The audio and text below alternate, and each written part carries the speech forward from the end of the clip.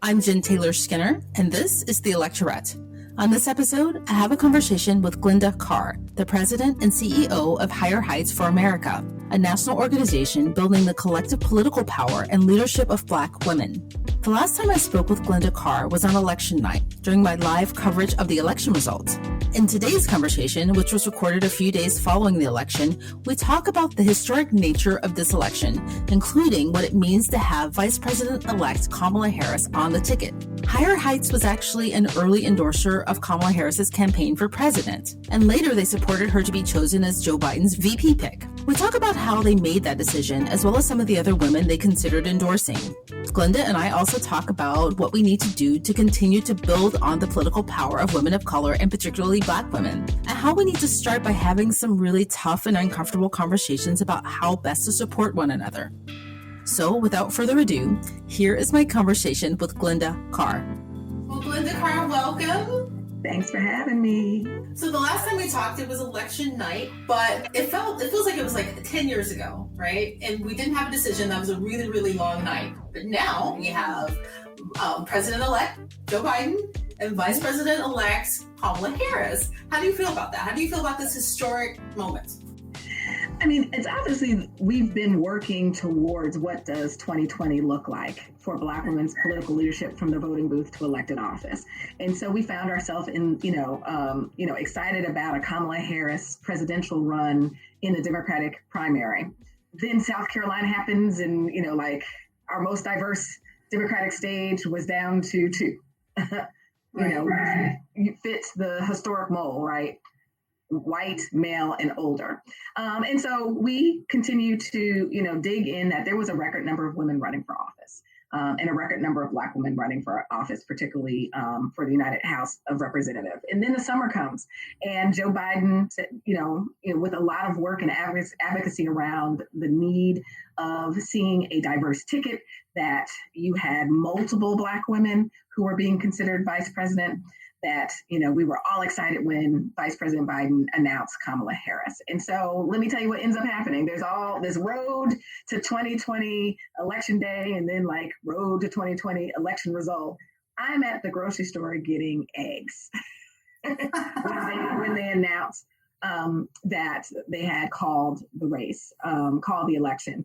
And so prideful moment. I mean, regardless if you were a woman that supported the Biden-Harris ticket or not, women across this country and this globe, celebrated the fact that we are moving, our leadership inch by inch. And matter of fact, we cracked open the possibilities that exist for women's leadership. And then you add in that Kamala Harris boldly walks within her multiple identities, right?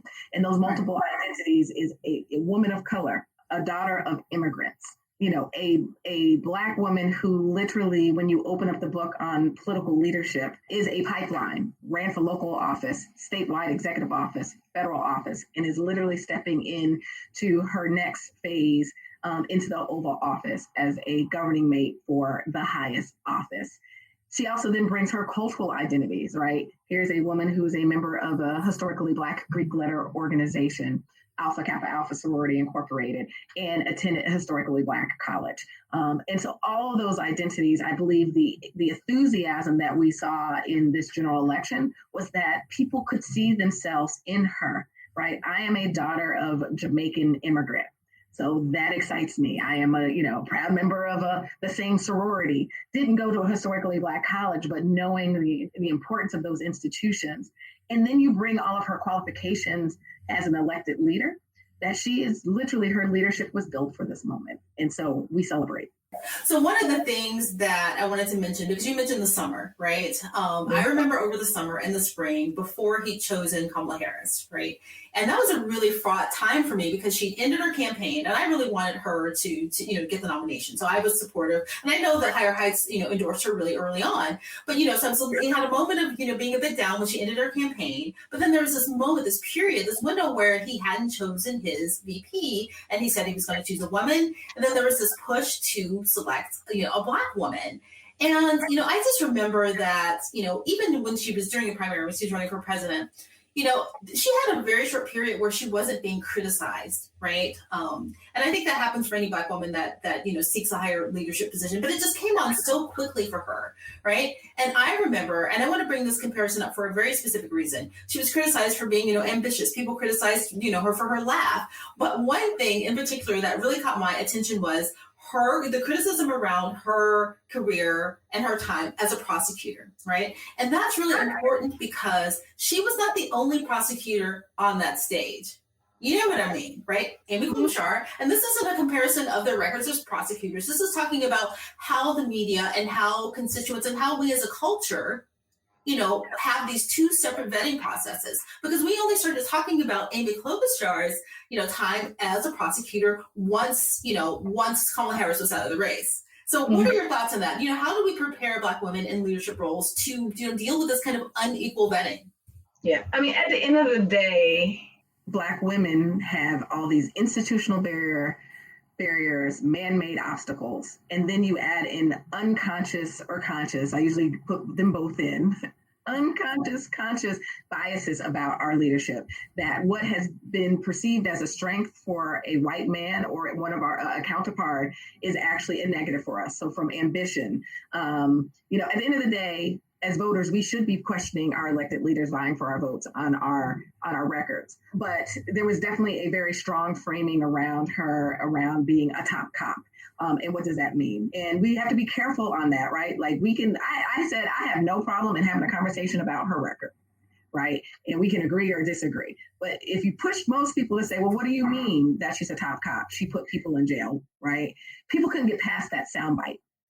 They couldn't say, well, it was this case or the way this policy program that she put into place. And I mean, as you know, we rocked with her, early. We wanted to dream the possibilities that this country was ready for a woman and a Black woman. But, as I continue to grapple with that, because I don't want to be the petty, a cartoon character where you're like, I'm your petty friend, petty patty. I have my petty patty moments because I can go look at that, she could be president. Is that the world is different than when we were in the Democratic primary. The pandemic changed the thoughts for, I think, Americans about what they wanted leadership to look like. George Floyd's killing, Ahmaud Arbery, Breonna Taylor, the uprisings this summer, the intergenerational and multiracial uprising in this summer led to this moment. And I think, we as Americans had to be along this journey for Kamala Harris to be the vice president. I believe Kamala will say that she needed to have also been on the journey. And I think her lens around what needs to happen as a leader has been shaped by this journey. And then finally, if we didn't have this pathway, we wouldn't be able to talk about how wide and deep the bench of Black women leaders that are ready to lead at the highest level. So during the vetting process, 6 women were speculated to be on that list. And Joe Biden at the end of the day said there were 4 Black women on his final list. If we didn't go through all of this journey, you wouldn't have an American electorate to know about that a Susan Rice could have been a vice president, that Congresswoman Val Demings, Karen Bass, that former gubernatorial candidate and voting rights advocate Stacey Abrams, and that we had a mayor on that list. So I do believe, as much as I still have my petty patty days, this had to happen to orchestrate the ability to talk about beyond 2020, the possibilities of Black women's leadership. So we at Higher Heights have always demanded more, that we need to see Black women at all levels of office. We are now talking about probably accelerating that work coming out of 2020 because of the blueprint that has been laid out. That is not just we're not just continuing to say, yes, we need to have more Black women at local levels, but we've now, if the bench was 6 deep for vice president, then we certainly can now, we have a major gap. There's not going to be a Black woman in the U.S. Senate. So it's about how do we have multiple seats in the U.S. Senate, and to completely break through the fact that we've never had a Black woman governor. So we can go from 0 Black women governors to within the next 4 years, do we have 5? I mean, the possibilities have blown up beyond 2020. Unless we replace Kamala Harris' seat with another Black woman, which I think is, people are talking about that, and hopefully we do, right? Yeah. But you mentioned a couple of other women who are in leadership. So it's not just about, elected positions, but Stacey Abrams is obviously doing some really important work to moving us forward in 2020, right? Her work in Georgia is being highlighted because of of, our returning Georgia Blue. Then you have, Tasha Brown of Black Voters Matter. But one of the other trends that I noticed, with Black women in leadership positions is, after Georgia turned blue, after we had this week where everybody was kind of on pins and needles, they're like, what's going to happen with Georgia? All the praise came in for Stacey Abrams and for LaTosha Brown and all of the women who were on the ground leading, right? But often what I find is that that leadership, that praise rather, it's kind of slow, right? It's kind of late, right? We don't necessarily get the support when we're seeking power, and that's something that I'm hoping to change in conversations like we're having now. Like when Black women are seeking leadership positions, like Kamala Harris was doing, during the primary, and like Stacey Abrams was doing, during her race for governor. That's when they need your support, not when they've saved everybody, right?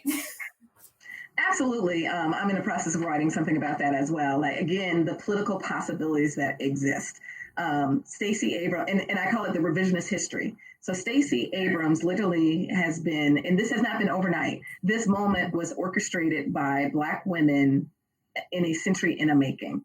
And it goes back to the Black suffragists that sat at that table and helped to develop the 19th Amendment in the suffrage movement, knowing they weren't going to reap back what they put back into that moment. It is the Black women who were the quiet architects and the front leaders for the civil rights movement. It's the complexity of Black women and the feminist movement and the women's movement.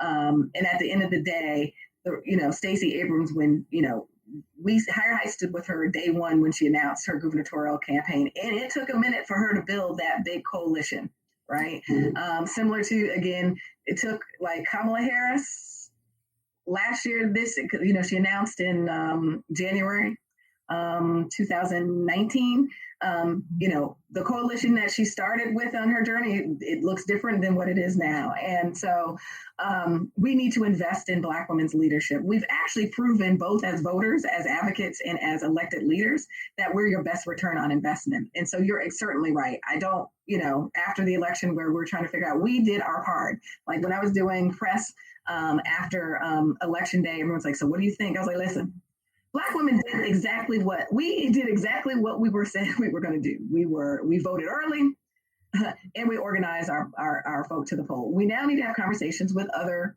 folk about how you build a more diverse coalition that isn't waiting for Black women to save the world. At the end of the day, we don't actually vote to save democracy. We are issue voters and we're value voters. And we're certainly, voting because we are centering the fact that we're at the bottom of every economic, health, and social indicator in this country. And so our vote this year was a clear call to action to our elected leaders, right? We are demanding our return on our voting investment. And that's in the forms of policies that directly impact Black women, our families, and our communities. And clearly we're claiming seats at decision-making table. So if we're going to invest, because we've proven that Americans, all Americans, a diverse group of American voters will vote for Black women, then, our party infrastructures, both Republicans and Democrats, because we actually had a record number of Black women, Republicans and Democrats on the general ballot for the House of Representatives, invest in our leadership, actually recruit us. Oftentimes we will run against what the party infrastructure would like to see. So invest in Black women's leadership. Support, for those who are listening, it's not about, I know our candidates appreciate money, but, as Emily says, early money rises like yeast. Invest in Black women's leadership from the beginning, not when she's won the primary or she's now the cultural phenomenon for the cycle. Invest in that leadership. And, I use an example. It wasn't, my parents said I was not named after Glynda the Good Witch, but I embody her with every little thing. She told Dorothy, right? So it's also talking about the possibilities that Black women see in themselves, that we've always had the power, dear. You just needed to know yourself, right? And so certainly over the last, 10 years, Black women have continued to lean into our political power and influence, but this cycle, you can't tell Black women anything. And it's not just about the organizers like In-State and Food from the New Georgia Project, all the organizers that have not been named, and literally all of the everyday Black women like my mother, who didn't know she was a micro-organizer, that she organized her little voting block of our family, that all of these women, unnamed to those who've been named, literally have built this moment. One of the things I wanted to talk about, we're talking about all these women who've, had these successes. I mean, you could argue, of course you could argue that Georgia was a success and Kamala Harris, obviously is a success.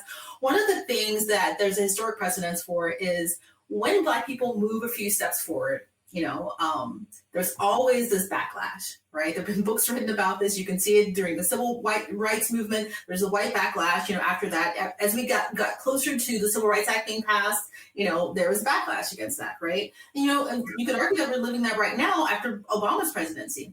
So, I wonder what things are going to look like. And we can't necessarily worry about this, but at least we can prepare. After, Kamala Harris, because I believe she's probably going to run for president in the next, 4 years or 8 years. How do we prepare for the possibility of a backlash for her and all of these women who've had success? Yeah, I think just as we are starting to have this modern day racial awakening and reckoning, this country needs to have a honest conversation and dialogue about race and gender. And particularly the intersection of race and gender. And until we actually start having those conversations as organizations, as neighbors, we're still going to grapple with this. At the end of the day, this was, we've been living in some of the most politically toxic and racially divisive times in this generation. And this election actually even, revealed the toxicity of the moment. And very overtly on how some neighbors feel about race and ethnicity. And so if we don't actually have this conversation, we're going to continue to see backlashes. For me, I voted in my home community where I'm originally from. And I lived in Brooklyn for 20 years. I've been back in a very small town for the last year and a half, 2 years. And so my neighbors definitely all were voting. You could tell we were voting differently because I know the lawn. You saw the lawn sign battle, and I'm the girl who's lived in Brooklyn for 20 something years, back in a little small town in Connecticut, and I wanted to start chanting "This is what democracy looks like," because I knew my neighbors. It was different. I actually didn't know there was that many people of color in town. We were like, "Hey, how you doing?" Right, And I knew that although we were quietly online talking about how long the line was, what coffee we were drinking, that we were being neighborly, that we were voting differently. And for me, that's democracy, and I'm okay with it. What I'm not okay with is that it is tied to this undercurrent around if I have, you can't have. That is the tension, right? Is that we all can't, that pie isn't big enough for us to divvy up. And that then reared the very concerned parts of, well, it has to be dealing with race, this race gender tug of war that we're having, that until all Americans know that we can actually build policies that rises everybody, we're going to continue to see this back and forth. And that's not a stable democracy. And even during a global pandemic, knowing that our neighbors were actually voting against their own self-interest is concerning for me. But you do have this is your right in democracy, and that's the work of Higher Heights, is to ensure that your vote counts. But we have to have uncomfortable conversations, and America has never been comfortable in having these types of conversations. But a pandemic is a little bit different in that your actions and what you vote against could literally mean life or death for your neighbor. Right? If you're voting against, someone who's going to put in a mask mandate or who's going to have a response, any response to the pandemic, you're actually making a decision that could affect my life, right? That's the bottom line. I don't know if I have more to say about that, but no, I'm just the mask debate is a perfect example, right? Which is the mask, me wearing my mask actually doesn't protect me. I'm protecting you. And you can't reciprocate the whole notion that why don't you protect me is the paradigm, is to me such a visual understanding about being selfish. I get mad when I'm out at a store, particularly when people wear their mask under their so their nose is exposed. I'm like, why wear the mask? And it's just I find myself going why am I caring? I care about you as a neighbor. I need people to care about me. But one of the things about uncomfortable conversations I've been thinking about a lot since, all of the spotlight has gone towards those Black women who led, in the South particularly, but just generally, who brought us to this moment is, how do we build a multiracial coalition of women of color, right? Because there's some tension there. I mean, I don't know how detailed I want to go, but you know what I mean? Like, oftentimes we live in a culture where they pit women against one another, right? And there's room for everyone on that stage, right? Just because Black women have the spotlight in this particular conversation about, what's happening with this election, especially in the South, that doesn't mean that no one else has done the work, right? And if we there's room for everyone on this stage. We don't need to malign another group. And I think that's going to be a struggle that we have to deal with coming forward. And there's going to be some really uncomfortable conversations about how we as women of color treat one another.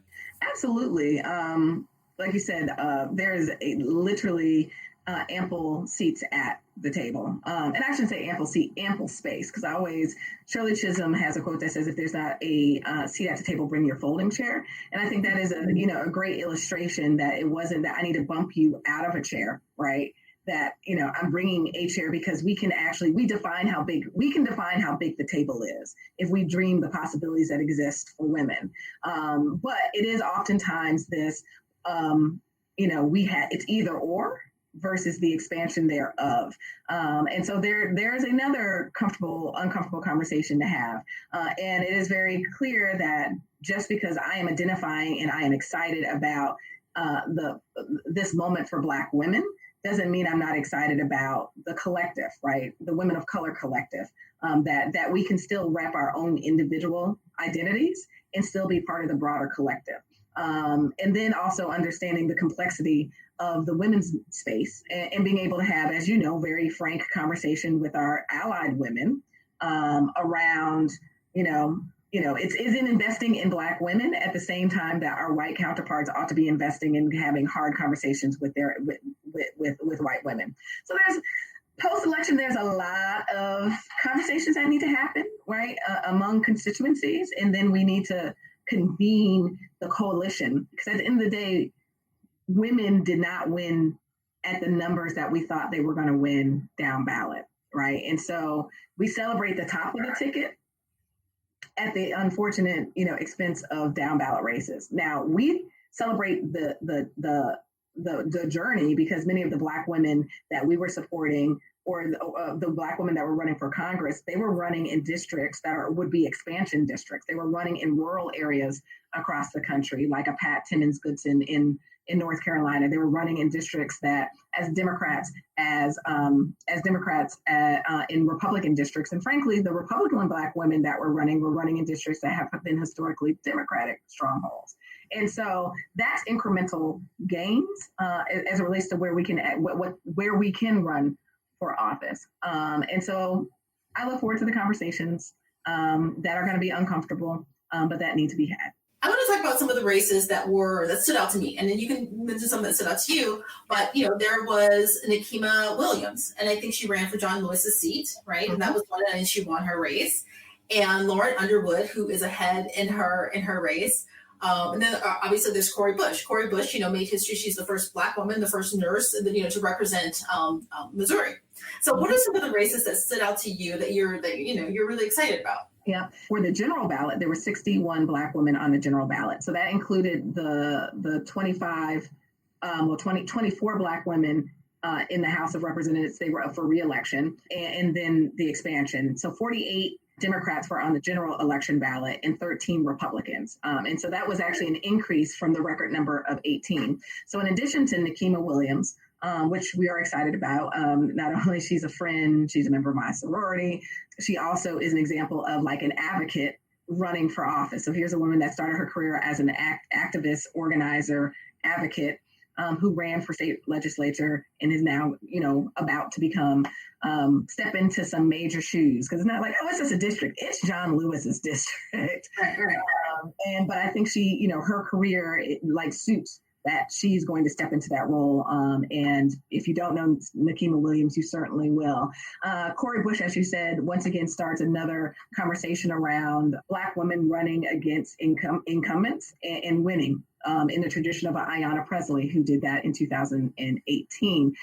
Marilyn Strickland in Washington. So excited about that because we're expanding the number of states where Black women will be represented. And we're talking about the West, the Northwest. I'm so excited about her leadership. Here's a woman that was a local executive, the mayor of Tacoma. And so that experience sitting at a decision-making table in Washington during the global pandemic, like the next conversation that Congress will be having is how do we actually support our local and state governments who have major gaping budget gaps because of COVID-19.